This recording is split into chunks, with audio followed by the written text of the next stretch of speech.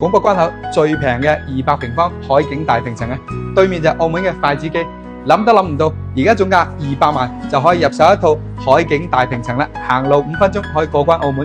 由呢個位置望到對面嘅澳門塔啦、新葡京啦、16葡啦，右手邊呢係珠海嘅十月門會展中心，正前方係我哋嘅金融島三江交匯處。呢一套大平層呢，唔單止可以睇海景、澳門景、十字門景觀，仲可以睇埋煙花景啊！200萬啫，你夠唔夠膽信啊？呢度嘅單價11000起，呢一套係194平方嘅海景大平層。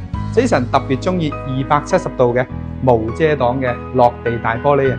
你一入門可以望晒成個客餐廳5米幾嘅超大開間，成間屋相當氣派。首先入戶呢一個位置呢，就有玄關同埋屏風嘅位置啦，再加埋我哋攝影師呢一個嘅開放式嘅中島台啦，背後嘅係廚房。該有嘅全部都齊啦，關鍵嘅係地理位置咧，行路5分鐘就可以過關澳門啦。過嚟睇埋其他嘅空間，呢個位置係書房，大概有12個平方，同樣有落地嘅大玻璃窗，無遮擋嘅海景。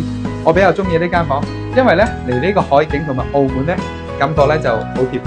樓下咧仲係遊艇碼頭啊，只要成為我哋呢度嘅業主，亦都會贈送你24小時嘅通關憑證。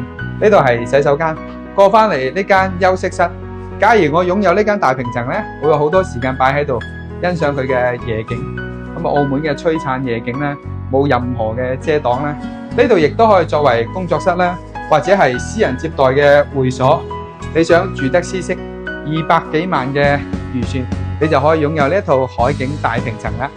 過返嚟呢，就係主人房，大套間，俾你哋感受下咁樣嘅空間。當然啦，成個空間咧，得房率咧係相當高嘅，令到我最滿意嘅，當然係佢所有嘅光線同埋佢嘅玻璃面啦。嗱，過翻嚟呢一側咧，同樣可以望到濠江景觀，對面係我哋珠海嘅灣仔。無論朝南或者係朝北，佢都有住唔同嘅景觀。我哋朝北個戶型咧，可以望到珠海嘅白石橋啦、前山河啦、昌盛橋啦、拱北關口。呢一個位置過關只需要5-6分鐘啫，去到拱北關口都係10分鐘嘅時間。